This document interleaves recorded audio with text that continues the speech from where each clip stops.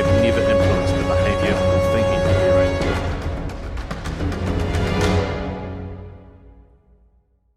오늘이 이스라엘의 이란 공습, 선제 공습 시작한 지 딱 일주일이 된다라고 얘기를 했어요.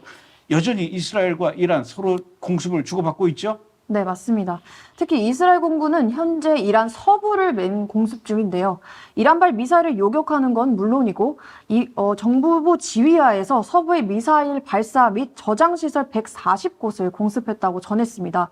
또한 드론과 드론 보관시설, 그리고 드론 발사대를 비롯해서 이란 서부에서 테헤란으로 오는 무기나 미사일 발사대 이런 걸 운반하는 트럭까지도 파괴하는 중이라고 전했는데요. 뿐만 아니라 이스라엘 공군은 이란의 전투기 또한 격추시키고 있다고 하고요. 그리고 이번에 방공포대 70개도 추가적으로 파괴했다고 합니다. 심지어 이란 상공에서 비행을 하면서 지상에서 자신을 조준하는 발사대까지 찾아내서 격추하고 있다고 하는데요. 이번에 핵 원심 분리기 생산 시설까지도 파괴했다고 이 IDF가 전했습니다. 이번 그 작전에는 이스라엘 해군도 지금 같이 참여하고 있어요. 네, 맞습니다. 이스라엘 해군은 대부분 방어나 요격하는 임무를 맡았는데요. 이번에 처음으로 바라크 마겐 방공 시스템과 그리고 장거리 요격 미사일 LRAD를 작전에 투입했습니다. 요격기를 장착한 이스라엘 해군 최대 수상 전투함인 사르6가 무인대 30대 이상을 추가적으로 파괴를 했고요. 그리고 이스라엘 해군 주력 수상 전투 함대인 샤예테트3는 공군부와 협력해서 방공 임무의 전력을 증강하는 역할을 하면서 해상과 공중 통합 전략을 수행하는 중이라고 합니다. 그래서 이 밖에도 방공 임무에 IAF 드론도 함께 사용이 되었고요. 전국 지대공 미사일 발사대와 레이더도 계속해서 추적 중이라고 합니다. 미사일의 전투기에 또 해군 그리고 또 드론까지 지금 입체적으로 공격을 하고 있는데 지금 이런 상황에서 또 이란의 통신센터가 공격을 당했어요. 완전 파괴됐습니까? 통신센터? 네, 지금 앞에 사진을 보시면 이제 이스라엘 군과 이스라엘 군이 공습하기 전과 후에 그 이란 국영방송인 IRIB 본부의 모습입니다. 처참하게 공격을 당한 모습을 확인을 할 수가 있는데요. 사실 이 해당 이란 국영방송 본부는 실제로는 이란 혁명 수비대가 운영을 하면서 군사작전을 위해 사용되는 정보국이었고요. 민간인의 은폐하에 운영이 되고 있었다고 합니다. 그리고 이 해당 사실을 입수한 IDF가 이번에 정밀표적 공격을 감행한 것이었습니다. 예. 그리고 제가 오프닝 멘트에서도 얘기를 했지만 이란도 이스라엘 향해서 계속 열심히 반격하고 있는데 이스라엘도 굉장히 지금 피해가 커져가고 있어요. 어느 정도입니까? 네, 18일 새벽에는 추가적으로 탄도미사일 20여 발이 날아왔는데요. 요격이 되어서 사상자가 따로 없는 것으로 보도가 됐었고요. 이스라엘 중부에 요격된 미사일 파편이 떨어져서 화재가 발생했고 차량 20대가 파손이 되었다고 합니다. 드론 13대도 격추를 했다고 하고요. 직접적인 사상자는 보고된 건 없지만 요격된 미사일 파편이 이제 차량에 떨어져서 그걸로 인한 부상자가 추가적으로 발생했다는 말이 있습니다. 그리고 현재 이스라엘은 방공망, 그리고 공군의 전투기, 해군의 미사일 함대, 그리고 IF 드론을 이용해서 이란의 공격을 방어하고 요격하는 중입니다. 이스라엘은 원래 이번 공격의 기한을 2주로 잡았어요. 이 얘기는 2주 안에 이스라엘이 목표했던 그 목표물을 완전히 다 파괴하겠다라는 얘기인데 이제 일주가 지났어요. 일주일이 지났는데 어떻습니까? 예정대로 나머지 일주일 안에 모든 작전이 끝날 것 같습니까? 일단 이미 현재 이란의 탄도미사일 발사대 중에 약 40%인 200여 대가 파괴되거나 무력화된 그런 상태이고요. 이란의 주요 핵시설들도 큰 타격을 입은 상태인데요. 뿐만 아니라 지금 이란 곳곳에서는 계속해서 이 폭발음이 들리는 상황이고 이번에 수도 테헤란 전역에서도 큰 폭발음이 들렸다고 합니다. 또 이란 고위 간부들은 물론이고 주요 핵 과학자들 사이에서도 사망자가 속출하고 있는 그런 상황인데 핵심 인프라들이 파괴되는 속도도 어느 때보다도 굉장히 빠른 상황입니다. 그리고 이란에서부터 지금 날아오는 미사일 개수도 현저히 줄어들었다고 하는데요. 그런 걸 봐서는 지금 상황적으로 불가능한 계획은 아닌 것으로 보이고 있습니다. 지금 이스라엘 쪽으로 날아오는 이란의 미사일의 숫자가 많이 줄었다는 얘기죠? 네. 그럼 그만큼 이란의 그 어떤 미사일 발사 능력이 줄어들었다는 얘기입니까? 일단 이란이 이스라엘로 발사하는 미사일이 원래는 하루에 100발 정도가 됐었는데요. 17일 기준으로는 30발 미만으로 줄어들었습니다. 이를 두고 전문가들은 이란의 보복 능력이 취약해졌거나 아니면 지속 가능한 저강도 공격으로 전환한 데 따른 것이다. 이런 평가가 있습니다. 근데 일단 이란이 미사일 발사 속도가 느려진 것을 보아 이스라엘의 공격으로 이 발사 능력이 피해를 입었음을 알 수 있고요. 그러나 동시에 이란 지도부가 장기전에 대비하는 것일 수도 있다. 이러한 이야기도 나오고 있는데요. 이란은 전쟁 시작 전에는 약 2,000기의 미사일을 보유한 것으로 추정이 됐었고, 그리고 이들 중에서 약 400기를 발사했고, 그리고 일부가 공격당해서 파괴가 됐더라도 현재 약 1,000기 정도가 남아있는 것으로 보입니다. 이스라엘 국립안보연구소의 라즈 짐투 연구원은 이란은 매일 밤 수백 발의 미사일을 발사하는 일을 지속할 수 없다. 그러면서 이제 그 개수를 분산하면 이스라엘을 소모전에 끌어들일 수 있다. 이렇게 지적을 했는데요. 하지만 IDF의 평가에 따르면 이란은 장기전을 위해서 미사일을 비축하는 것이 아니라 단지 큰 규모의 공격을 조율하는 것에 있어서 어려움을 겪고 있는 것이다. 이렇게 설명했습니다. 많이 모자르는군요, 이제. 자, 이스라엘의 민방위 본부라고 할 수 있는 홈프런트 사령부. 이 민방위 본부가 예전에는 이란에서 미사일이 날아온다 그러면은 그 떨어지기 30분 전에 경고를 했어요. 그리고 이제 떨어지기 직전에는 이제 막 알람 울리면서 사이렌 울렸는데 이제는 더 이상 그럴 필요가 없다. 국민들한테 30분 전에 그 경보 알리는 거 이거 안 한다. 뭐 이렇게 얘기를 할 정도로 그만큼 이란에서 날아오는 미사일이 많이 줄어들었기 때문에 그러는 거겠죠? 네. 이제 원래는 IDF가 이란이 미사일 발사 준비를 하고 있다. 이렇게 확인이 되면 말씀하신 것처럼 미사일 발사 15분에서 30분 전에 이제 사전 대피 경보를 발령을 했었습니다. 이제 방공호 근처에 머무르도록 하게 하는 것이었는데 하지만 이제는 사이렌이 울리기 한 10분 전 그 정도쯤에 사전 경보를 발령하는 것으로 이 경보 체계가 간소화됐는데요. 실제로 화요일 밤 민방위 당국이 야간 공격에 대해서 사이렌이 울리기 불과 2분에서 3분 전에 경보가 발령이 됐고요. 그 이후로 이란의 미사일 발사 횟수가 적어졌기 때문인 것으로 보도가 됐습니다. 지금 이스라엘 민방위 사령부 홈프런트 사령부 여기서도 지침이 많이 완화됐다고 그러더라고요. 네, 이제는 30명 이하의 소규모 모임이 제한적으로 허용된 상황이고요. 그리고 사업장은 방공호가 있다면 영업이 가능하다고 합니다. 하지만 여전히 학교는 온라인 수업으로 진행될 예정이고 또 이제 대중교통도 여전히 제한 중이라고 합니다. 아, 그렇게 했는데 아침에 또 그렇게 브엘세바하고 홀론하고 텔아비브에 미사일이 떨어졌으니 걱정이 또 안 될 수가 없네요. 여기서 잠깐 좀 숨을 쉬고 넘어가야 될 것 같아요. 잠시 화면 봐주시기 바랍니다. The Bible prophesies a war that's coming. The prophecy is found in Revelation 9, verse 13 through 21, and it states that a war will emanate from the Euphrates River. There are 4 countries that house the Euphrates River: Turkey, Syria, Iraq, Iran. In Ezekiel 38 talks about Iran attacking with other countries, attacking Israel. At the same time, you see Jeremiah 49, end of it, that he says, I will set my throne in Elam, which is modern day Iran. Elam is the land east of Euphrates, which is Iran right now. So there are 2 things happening when we enter the end times. One, Iran is going to get ready to attack Israel. You see the government of Iran saying we have to wipe Israel off the map. They're developing nuclear bomb, and they want to use it. It's time for that war now, according to biblical chronology and according to the timeline of God. So it could very well happen right now. Some think that battle comes first before the 7 years and may be a real signal of what we have right now. Iran, or what's called in the Bible Persia, is building the atomic bomb with missiles. They say they have an important announcement today or this week. That could be that they're saying, we are ready. We have an atomic weapon. Our American government is saying, be careful. Don't start a war. Israel is saying, are you kidding? You can say that. You Americans live far away. But Israel is right here.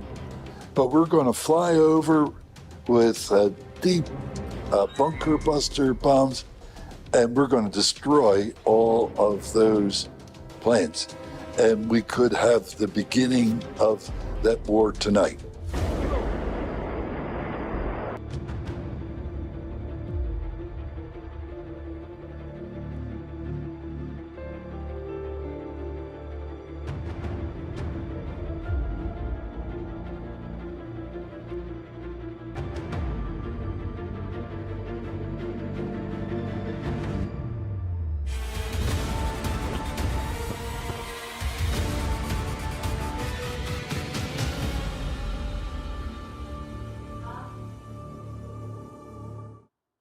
예, 지금 방금 보신 영상은 제가 13년 전에 만든 다큐멘터리 영화입니다. 제3성전이라는 제목의 영화인데 이 영화에 보면은 현재 지금 이스라엘과 이란과의 이런 충돌 13년 전에 전 세계에서 유명하다라는 상당 신학자들이 미리 예언했던 일들이 지금 일어나고 있습니다. 과연 이스라엘과 이란 성경 속에서는 어떻게 마지막 때 충돌이 일어날 것이며 그리고 그 충돌이 일어난 그 이후에는 어떤 일들이 이스라엘 땅에서 벌어지게 되고 인류는 어떤 상황들을 맞이하게 될 것인지 이런 내용들을 담은 영화가 제3성전 영화입니다. 그동안 13년 전에 만들어진 이 영화는 그동안 전 세계를 다니면서 미국, 러시아, 중국, 독일, 일본 여러 나라를 다니면서 많은 크리스천들에게 지금 때를 일깨우는 그런 큰 역할을 했는데 여러분들도 보실 수가 있습니다. 전 세계가 극찬한 세계적인 감독 김종철 감독의 제3성전 영화 브레드 TV 유튜브 채널에 들어가서 보실 수가 있습니다. 멤버십을 가입하시면 됩니다. 자, 계속해서 또 이어가 보죠. 이번에 이란 상황을 좀 봐야 될 것 같아요. 이란이 왓츠앱 또 텔레그램 이런 그 인터넷 SNS 접속을 못하게 지금 했다고 해요. 아주 엄격하게 지금 막고 있나 본데 왜 그러는 겁니까? 이스라엘의 해킹 때문인데요. 이스라엘은 현재 이란에 대해서 다방면으로 해킹을 하고 있는 그런 상황입니다. 이번에 이스라엘은 이란의 국영-TV 방송도 해킹을 해서 여성들의 시위 영상을 방영하면서 이란 국민들에게 거리로 나서라고 촉구한 사건이 있었습니다. 이란은 이스라엘이 군사적 목적으로 이 매체를 이용하고 있다라고 주장을 했고 이란 사이버 당국은 이례적인 지침을 발표했는데요. 모든 공식 기관과 직원, 보안팀은 개방형 통신 네트워크에 연결된 휴대폰을 사용하는 것이 금지가 되었고 그리고 이란은 전국적으로 인터넷 접속을 엄격하게 제한하기 시작했습니다. 거의 모든 주요 웹사이트가 이제 차단이 되었고요. 모든 사용자의 데이터는 정부의 감시를 받는 상황이 되었습니다. 런던에 있는 온라인 감시기관인 넷블록스는 실시간 네트워크 데이터에 따르면 이란은 현재 전국적으로 거의 완전한 인터넷 차단 상태인 인터넷 블랙아웃에 진입해 있다라고 밝혔습니다. 전쟁을 시작하면 제일 먼저 상대국의 데이터 센터나 이 통신 중개소를 공격을 해서 마비를 시켜버리게 됩니다. 그래서 자기네들끼리도 연락 못하게 이렇게 해야 되는데 그 자기네들이 먼저 자체적으로 접속 차단을 하고 있으니까 이제는 미사일을 쏘고 이 폭탄 터뜨리는 것뿐만 아니라 사이버 공격도 굉장히 중요해요.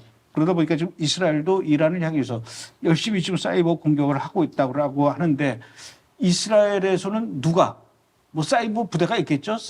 누가 어떤 식으로 지금 공격하고 있다는 겁니까? 이제 이스라엘 보안기관과 제휴한 해커 그룹인 곤제슈케 다란데가 이란의 세파은행을 대상으로 사이버 공격을 감행해서 데이터를 파괴하고 시스템을 마비시킨 것인데요.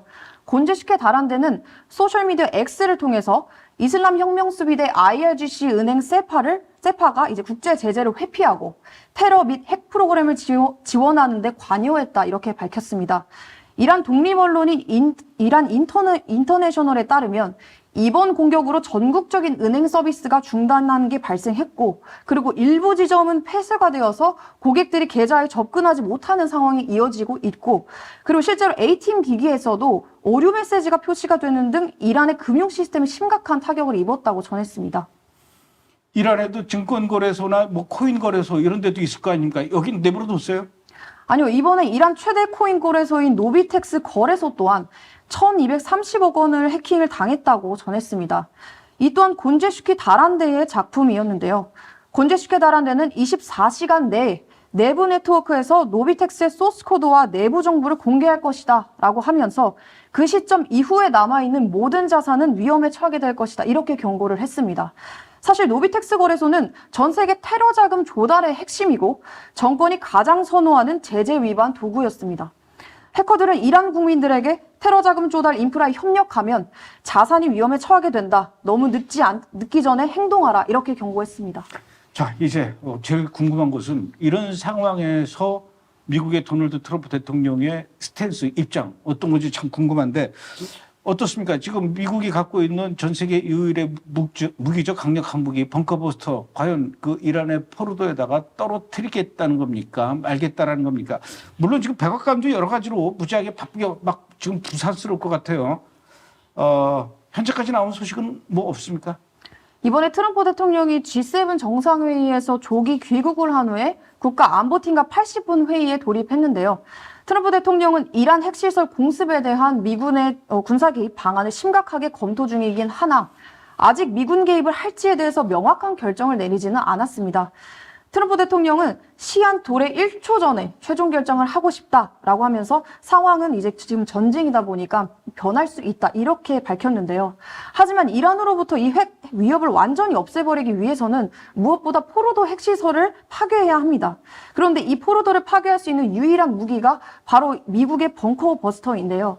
이스라엘 관계자는 이스라엘 자체적으로도 가능하다 이렇게 이야기는 했지만 포르도 시설 특성상 지하 깊이 묻혀있기 때문에 그 부분이 약간 어렵다라고 이제 보이고 있습니다.